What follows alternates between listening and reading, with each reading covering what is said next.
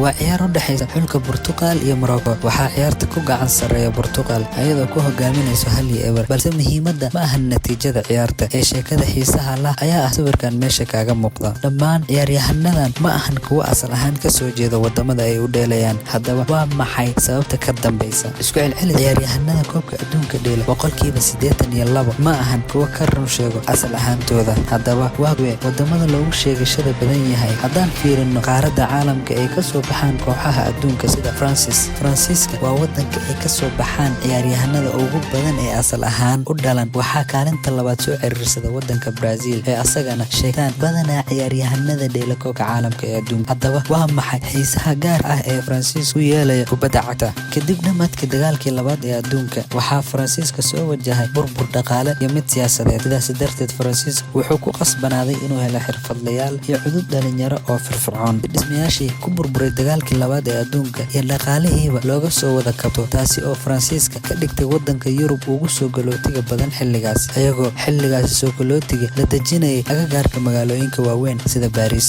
waxaa kaloo garab socday mashruuc dib u eegis loogu sameynayo xulka qaranka ee kubadda cagta ee France Football Federation. intii u dhaxaysay 1960 ilaa 1974 xulku wuxuu guuldarooyin ka soo hoyeeyay isla reebkii koobka adduunka iyo koobkii kooxaha Yurub intaba min 3 xilli ciyaareed min 3 xilli guuldaro. kadib guuldarooyinkaas isxigxigay ee xulka Faransiiska ayaa wuxuu ku digay France Football Federation ay go'aansadeen in isbedel lagu sameeyo xulka si loo soo saaro jiil wax badan ka bedeli kara xulka, guulana keeni kara. waxaa la hirgeliyay xaruntii ugu horeysay ee lagu tababaro xulka qaranka iyo ciyaaryahanada kubadda cagta ee xulka qaran. waa isbedel hor leh oo u muuqda mid dadaal iyo juhdiba intaba la gelin doono. 4 sano kadib 1976 xaruntii tababarada ayaa loo wareejiyay koonfurta Paris. sidoo kale waxaa la kordhiyay xarumaha tababarada kubadda cagta ee qaran. waxaa soo baxay ciyaaryahano magac iyo sumcad intaba u soo hoyay xulka qaranka ee sida weyn juhdiga iyo waqtigaba loo geliyay. waxayna natiijooyinka ay soo hayeen ka farxiyeen dhammaan dadweynihii Faransiiska ee ka warsugayay. waa guul taariikhi ah ay soo hoyeen xulkana wuxuu noqday mid guulaystay. waa koobkii adduunka ee 1988. waxaa isdaba socda masxarada, dabaaldegyada, farxadaha, maalmaha ciida, balse hadda ayay wax walba bilow yihiin. waa bilowga cunsuriyadda iyo farfiiqa. xaaladda iyo waqtigaba waa isbedeleen ayagoo xulka ugu yeeraya Black White Arab una kala saaray 3 midab ee caalanka Faransiiska. bilowga cunsuriyadda iyo kordhidda ciyaaryahanada xulka ee soo galootiga. sidoo kale waxaa meesha ka marnayn guulaha isdaba xigxiga ee ciyaaryahanada badankooda waa kuwa ka soo baxay akademiyadda xulka qaran ee Paris. Beneles waa xaafadda ugu muhaajiriinta badan ee magaalada Paris.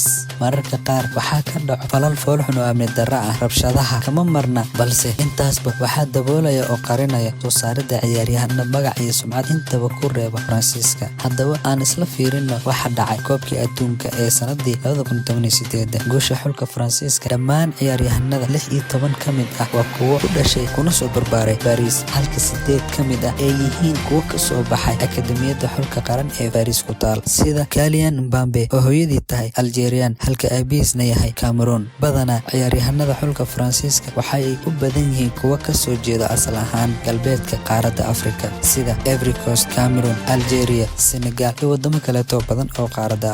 haddaba 4 ka mid ah ciyaaryahanada xulka qaran ee Senegal ee xilli ciyaareedkii 2018 waa kuwo ka soo baxay akademiyadan. xusuusnow sawirkan ciyaaryahanada kaga muuqda badankooda waa kuwo ka soo baxay akademiyadda dahabiga ee xulka qaran ee Paris ku taal.